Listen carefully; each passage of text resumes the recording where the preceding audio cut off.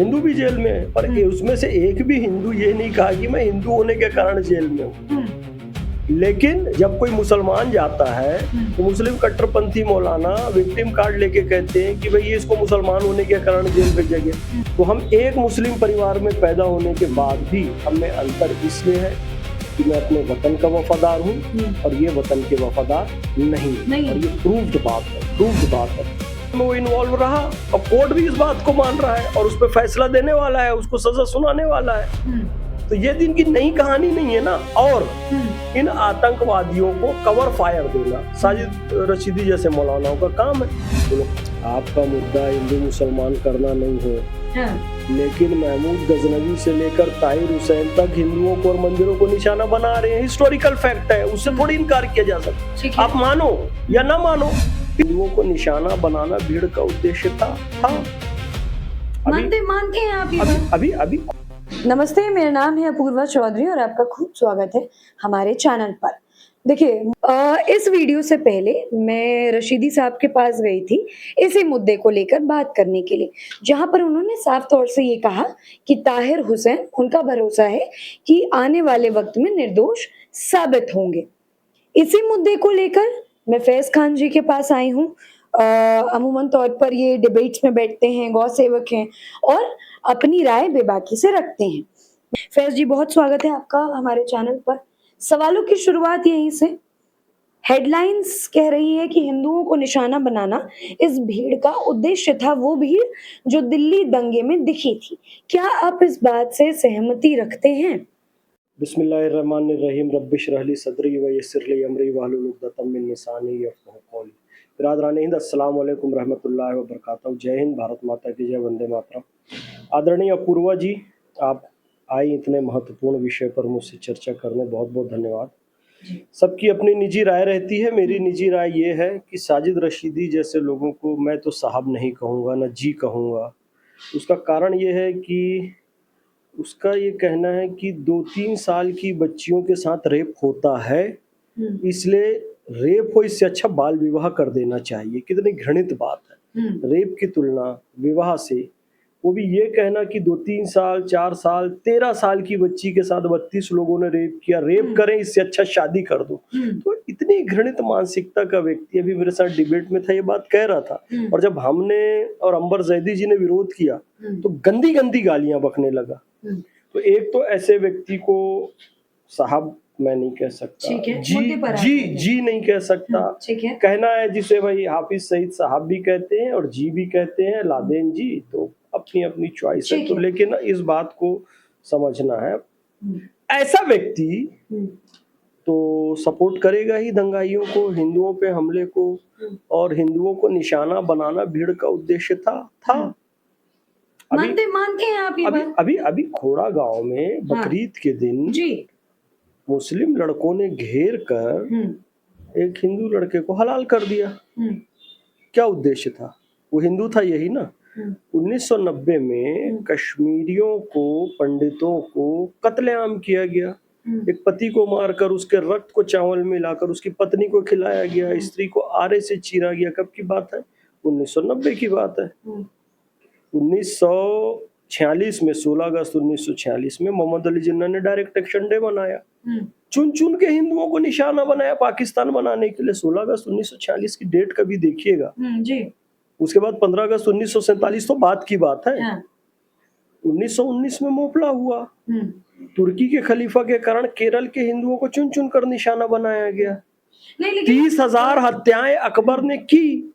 और उसके पहले यदि मैं जाऊं, नादिर शाह, अहमद शाह अब्दाली, मोहम्मद गौरी, महमूद गजनवी, मोहम्मद बिन कासिम, किसको निशाना बनाने आए थे? सोमनाथ के मंदिर को ना। सोमनाथ का मंदिर कौन सा इस्लामी जगत का मंदिर है? कौन सा ईसाई जगत का? हिंदुओं को ही तो निशाना बनाने। ये परंपरा आज भी जारी है। यही कह रहा हूं। हिंदू मुस्लिम नहीं, मैं हिंदू मुस्लिम की बात नहीं कर रही हूँ। परंपरा तो जारी है। मैं ये कह रही हूँ कि विपक्ष वाले जितने भी तमाम बड़े नेता हैं, वो ये कह रहे हैं कि मुसलमान था ताहिर हुसैन, इसलिए उसे निशाना बनाया गया, इसलिए उसे दोषी करार दिया गया। आप भी हिंदू मुसलमान का टॉपिक बना रहे हैं, पर मेरा मुद्दा हिंदू मुसलमान नहीं है। मेरा मुद्दा सीधा सीधा ये है कि क्या ताहिर हुसैन दोषी था? आप उसे दोषी मानते हैं क्या? और मानते हैं तो क्या कारण है दोषी मानने का? आपका मुद्दा हिंदू मुसलमान करना नहीं हो, हाँ, लेकिन महमूद गजनवी से लेकर ताहिर हुसैन तक हिंदुओं को और मंदिरों को निशाना बना रहे हैं। हिस्टोरिकल फैक्ट है, उससे थोड़ी इनकार किया जा सकता। ठीक है। आप मानो या ना मानो, फिर कहता हूं कश्मीर में हिंदुओं को टारगेट किया गया, कोई माने ना माने। अब ताहिर हुसैन भी उसी परंपरा का आदमी है। अच्छा, ताहिर हुसैन ने हिंदू पुलिस ऑफिसर को, अंकित शर्मा को, जी। उस हत्याकांड में वो इन्वॉल्व रहा और कोर्ट भी इस बात को मान रहा है और उस पर फैसला देने वाला है, उसको सजा सुनाने वाला है। तो ये दिन की नई कहानी नहीं है ना। और इन आतंकवादियों को कवर फायर देना साजिद रशीदी जैसे मौलानाओं का काम है। वो लोग कवर फायर देते रहेंगे, उसको मासूम बताते रहेंगे, बेगुनाह बताते रहेंगे और एक विक्टिम कार्ड खेलेंगे। मुसलमान है इसलिए फंसाया जा रहा है। अरे भाई कसाब आतंकवादी है, मुख्तार अंसारी, अतीक अहमद, ये लोग अपराधी हैं, इसलिए इनके ऊपर कार्रवाई होती है। ताहिर हुसैन अपराधी है, इसलिए इनके ऊपर कार्रवाई होती है। चलिए मान लेते हैं कि रशीदी साहब कवर फायर दे रहे हैं। केजरीवाल, कांग्रेस वाले, ये जितने भी लोग हैं ये भी तो यही बात कह रहे हैं कि अगर उसका नाम कपिल होता तो वो आज गिरफ्तार नहीं होता, आज वो जेल में नहीं जाता, आज उसे सुप्रीम कोर्ट दोषी नहीं बोलती। तो जो बात तो रशीदी साहब कह रहे हैं वही बात तो विपक्ष के नेता भी कह रहे हैं। वो तो कवर फायर नहीं दे रहे होंगे शायद। हिंदुओं की संख्या ज्यादा है जेलों में कि मुसलमानों की? हिंदुओं की संख्या ज्यादा है, हिंदू भी जेल में है। पर उसमें से एक भी हिंदू ये नहीं कहा कि मैं हिंदू होने के कारण जेल में हूँ। लेकिन जब कोई मुसलमान जाता है तो मुस्लिम कट्टरपंथी मौलाना विक्टिम कार्ड लेके कहते हैं कि भाई ये इसको मुसलमान होने के कारण जेल भेजा गया। कितने पाकिटमारी में, चोरी में, बलात्कार के केस में हिंदू जो हैं वो जेल में है ना। पर उन्होंने और उनके किसी सपोर्टर ने ये कहा कि हिंदू होने के कारण इसे ऐसा जेल में डाला गया। लेकिन जैसे ही कोई मुस्लिम अपराधी, आतंकवादी भी पकड़ा जाता है, भारत तेरे टुकड़े होंगे इंशाल्लाह नारे लगाकर और कश्मीर भारत का अभिन्न अंग नहीं है ये कहकर उमर खालिद, शर्जील इमाम जेल में जाते हैं। उनको भी कहा जाता है नहीं भाई ये तो मुसलमान है इसलिए जुल्म किया जा रहा है। एक तो एक कट्टरपंथी मौलाना इनको बचाते हैं। अब कांग्रेस और समाजवादी पार्टी ऐसा क्यों करती है? इन लोगों की वोट बैंक की राजनीति है, इफ्तार पार्टी की राजनीति है। अच्छा, हाँ, इफ्तार पार्टी की राजनीति है, वोट बैंक की राजनीति है। मुस्लिम नाम वाले किसी अपराधी को बचाकर इन लोगों को लगता है कि हम मुस्लिमों का वोट पालेंगे। तो समाजवादी और कांग्रेसियों तुम लोगों ध्यान से सुन लो, अपराधियों को बचाओगे मुस्लिम नाम देकर, तुमको कभी अब मुसलमानों का वोट नहीं मिलेगा। मुस्लिम अब तुम्हारा बंधुआ मजदूर नहीं रहा है। अब मुस्लिम समझ चुका है इफ्तार पार्टी के झांसे में नहीं आएगा। आतंकवादी लादेन से लेके कसाब को लेके मुसलमानों का प्रतिनिधित्व तो बताओगे, ताहिर हुसैन को, शर्जील इमाम, उमर खालिद को, मुस्लिम तुमसे इंप्रेस नहीं होने वाला है। तो अपनी पॉलिसी चेंज कर लो कांग्रेस और समाजवादी वाले। ठीक है। लेकिन मेरी जब उनसे बात हो रही थी रशीदी साहब से तो उन्होंने कहा कि वो इनको पर्सनली जानते थे और ताहिर हुसैन जो थे वो जनप्रतिनिधि थे। वो केवल मुसलमानों के वोट से नहीं जीते बल्कि ज्यादा हिंदुओं के वोट से जीते थे। क्या कहेंगे, क्या वो वाकई में जनप्रतिनिधि आप उनको मान सकते हैं? मौलाना रशीदी जो है उनको जानते थे तो मौलाना रशीदी पे भी जांच होनी चाहिए कि कहीं वही तो नहीं सलाह दिए कि हिंदुओं का कत्लेआम करो। क्योंकि मौलाना रशीदी का ये स्टेटमेंट है, बांग्लादेश में 10-12 हिंदू तो मरे हैं, 10-12 के मरने से क्या होता है? तो जो व्यक्ति 10-12 हिंदुओं के मरने से जिसके खून की प्यास नहीं बुझती है वो दिल्ली में 100 हिंदुओं को भी मरवा सकता है। तो ताहिर ये हुसैन जो पकड़ाया है इसका मास्टरमाइंड कहीं साजिद रशीदी तो नहीं है। इस बात की भी जांच हो। अरे मैं बड़ी ही बात कहता हूँ। अल्लाह ने मुझे इंसान बनाया, समझदार इंसान बनाया, तो छोटी मोटी बात बोलूंगा भी नहीं, बड़ी ही बात बोलूंगा। जांच होनी चाहिए। आप भी उसी कौम से आते हैं, ताहिर हुसैन भी उसी कौम से हैं और साजिद रशीदी भी उसी कौम से आते हैं, फिर आप लोगों की सोच विचार में इतना ज्यादा फर्क क्यों है? देखो, हम एक ही कौम से आने के बाद भी उनसे अलग इसलिए हैं क्योंकि हम जिस वतन का खाते हैं, जहाँ पैदा हुए हैं, जहाँ पीते हैं, उसकी इज्जत करते हैं, उसकी ताजीम करते हैं।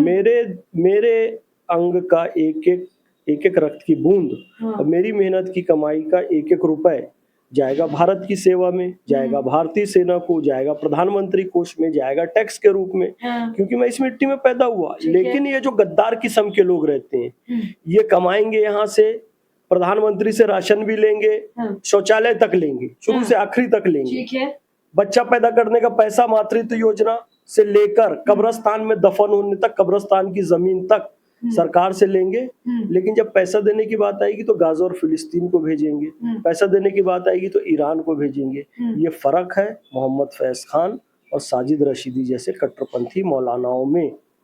तो हम एक मुस्लिम परिवार में पैदा होने के बाद भी हम में अंतर इसलिए है कि मैं अपने वतन का वफादार हूँ और ये वतन के वफादार नहीं है। और ये प्रूव्ड बात है।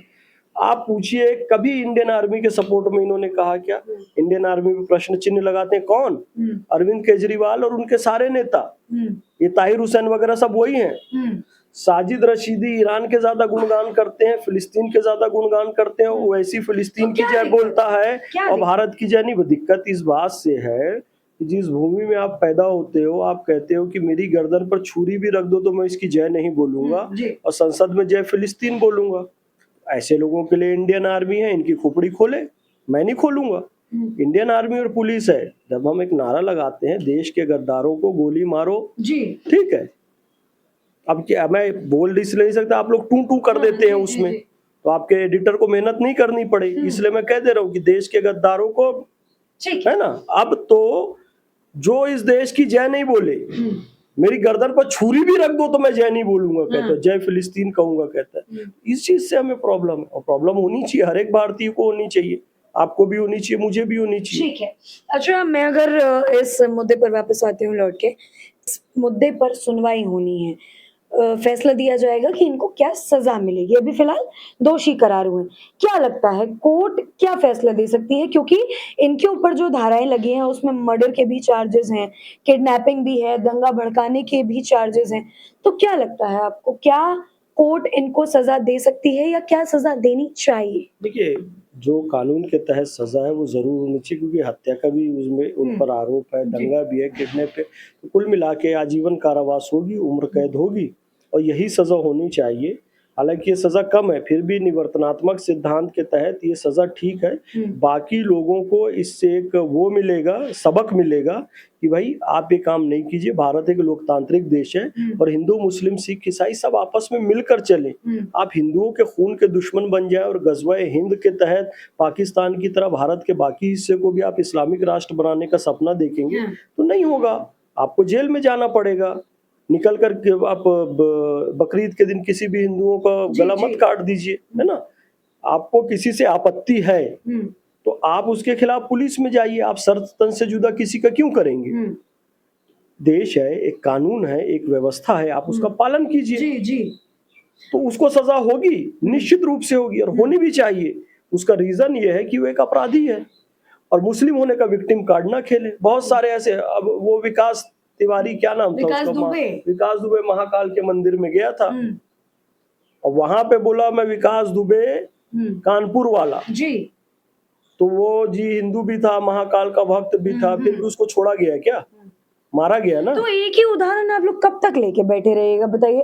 एक विकास दुबे, तो इतने सारे मुस्लिम लोग भी तो है ना जिन्हें अभी की सरकार टारगेट कर रही है। ये बातें विपक्ष के लोग लगातार लोगों के सामने लाते रहे हैं कि मुसलमान इसलिए टारगेट कर रहे हैं, अल्पसंख्यक है इसलिए टारगेट कर रहे हैं। क्या कहेंगे? अभी इमरान मसूद ने भी यही बात कही है कि वो जो है मुसलमान है ताहिर, इसलिए उसको टारगेट कर दिया गया, लेकिन आप उनकी बात से कोई ताल्लुकात नहीं रख रहे हैं।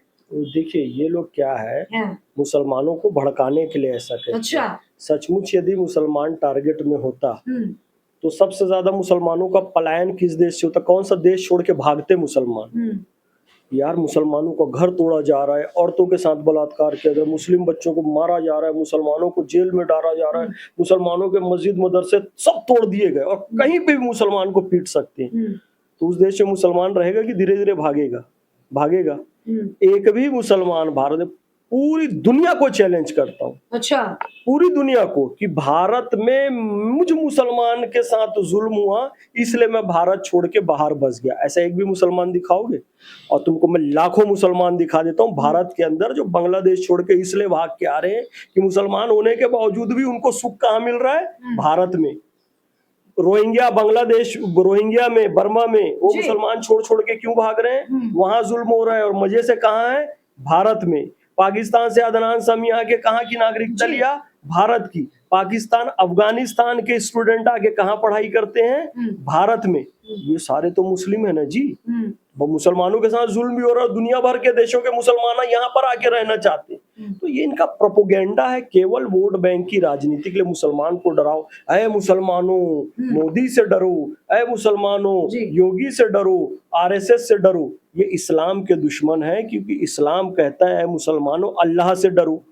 लेकिन इन लोगों ने, कांग्रेस वालों ने और कट्टरपंथी मौलानाओं ने अल्लाह से बड़ा मोदी को कर दिया है। वो कहते हैं मोदी से डरो। अरे बेवकूफो, जरा ये तो देखो कुरान क्या कह रहा है। कुरान कह रहा है मुसलमानों अल्लाह से डरो, ये बेवकूफ कह रहे हैं मोदी से डरो। तो ये लोग गलत सलत बात फैला रहे हैं। स्वर्ग है मुसलमानों के लिए भारत। ठीक है, बहुत बढ़िया। एक जरूरी सवाल, जब ताहिर हुसैन को गिरफ्तार कर रहे थे तो देखा गया कि वो रोने लगी और कहने लगी मीडिया वालों के सामने कि मुझे इंसाफ नहीं मिला। मतलब इंसाफ की कहीं ना कहीं उनको उम्मीद अभी भी है। वो भावुक भी हुए जब उन्हें दोषी करार दिया गया। तो क्या कहेंगे, क्योंकि आमतौर पर अगर कोई दोषी है तो वो निकल जाता है, क्योंकि उसे पता है कि उसका अब बचना नहीं, मुश्किल है। लेकिन ये रो भी रहे हैं और पूरी इनकी पार्टी इन्हें सपोर्ट भी कर रही है। संजय सिंह हो, केजरीवाल हो, वहाँ दूसरी विपक्ष की पार्टी भी सपोर्ट कर रही है। क्या कहेंगे, क्या कहीं ना कहीं कोई 1% चांस है कि ये दोषी नहीं हो? देखिए पूर्वज, प्रश्न ये है कि इंसाफ किसको मिलना चाहिए? जिसके साथ जुल्म हुआ है, जिसकी हत्या हुई है, जिनको मारा गया है, जिनके घरों को तोड़ा गया है और जिनके घरों को खाली करवाया गया है, वो सारे तो वो हिंदू हैं। उनको इंसाफ मिलना चाहिए ना। तो उनको इंसाफ कब मिलेगा? जब ताहिर हुसैन को सजा मिलेगी। ताहिर हुसैन को क्या इंसाफ मिलेगा? ताहिर हुसैन को सजा होना ही ताहिर हुसैन के साथ इंसाफ है। और इंसाफ है उसके साथ जिसकी हत्या हुई है। अंकित शर्मा को इंसाफ, भाई अंकित शर्मा को इंसाफ मिलना चाहिए ना। ताहिर हुसैन तो अपराधी है, उसका इंसाफ यही है कि उसको सजा मिले, तब अंकित शर्मा के साथ इंसाफ होगा। और इसके पाप कटेंगे ताहिर हुसैन के, जब जेल में जाएगा, लेकिन जेल काटेगा तो उसके पाप कटेंगे।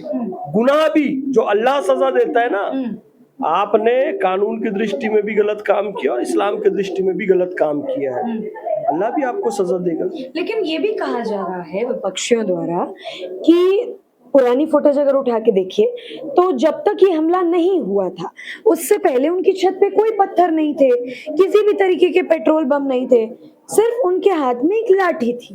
तो अचानक रात में किसने आके पत्थर रख दिए, किसने आके पेट्रोल बम रख दिए? क्योंकि ताहिर ने तो पुलिस को फोन कर दिया था कि आप मुझे रेस्क्यू कीजिए। तो कहीं ना कहीं किसी की तो साजिश है ताहिर को फंसाने में। क्या कहेंगे आप? ये बताइए, अभी तुर्कमान गेट मस्जिद में एक कार्रवाई हुई, एक अवैध कुछ निर्माण था, उसको तोड़ा गया। ठीक है। तुर्कमान गेट पे एक स्ट्रक्चर था, मस्जिद अलग है, मस्जिद पे कार्रवाई। ठीक है।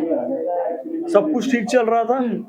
अचानक रामपुर के सांसद, जो कि संसद वाली मस्जिद में इमाम भी हैं, वो पहुंच जाते हैं, समाजवादी पार्टी के सांसद, पत्थरबाजी चालू हो जाती है।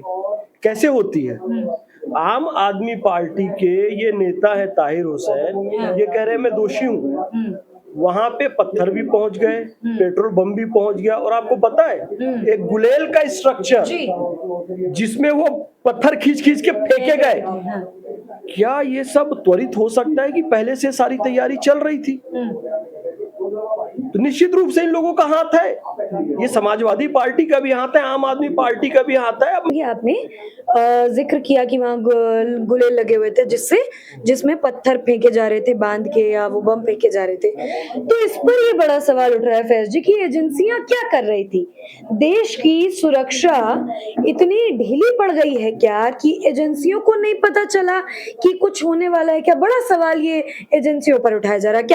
क्या कहेंगे? फिर हम वाइंड अप करेंगे। अब एजेंसियां सबका मन कैसे पढ़ लेंगी बताइए ना। 140 करोड़ यहाँ के हैं, आसपास के सब घुस घुसा के और जनसंख्या बढ़ा के रह रहे हैं। अब वो MBBS कर रहा है अल-फलाह यूनिवर्सिटी में, वो भी दिल्ली में ब्लास्ट करेगा। एजेंसियां क्या उसके दिमाग में घुस जाए और वो घटना करने से पहले उसको पकड़ ले तो ये लोग रोना चालू कर देंगे, जिसको आर लगा के बोलते हैं कि ये रोना चालू हो जाएगा करके।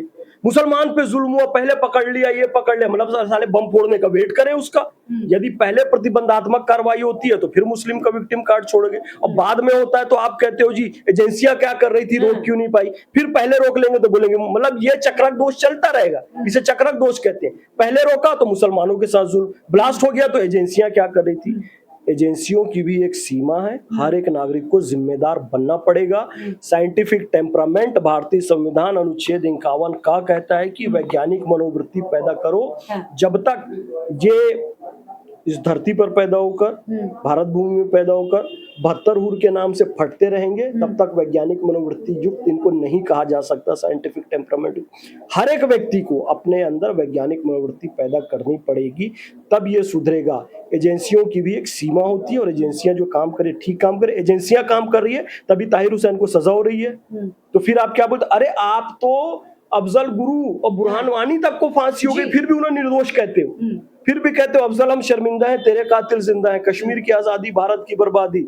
जी कश्मीर की आजादी तक जंग रहेगी, भारत की बर्बादी तक जंग रहेगी, और नॉर्थ ईस्ट काट के अलग कर देंगे। वो शर्जिल इमाम उमर खालिद को ये लोग अभी भी मासूम स्टूडेंट कहते हैं। एजेंसियां क्या करेंगी तो बताइए ना आप। एजेंसियां अपना काम ठीक से कर रही है, इनको अपनी मनोवृत्ति सुधारने की आवश्यकता है। ठीक है, बहुत शुक्रिया। तो देखिए ये मेरे साथ फैज खान थे, इन्होंने मैंने जितने भी सवाल पूछे उसके जवाब दिए। एक जरूरी बात आपको बता दूं, आप इस मुद्दे को लेकर क्या कहेंगे, आपकी क्या राय है, आप हमें कमेंट सेक्शन में जरूर बताएं। बहुत शुक्रिया।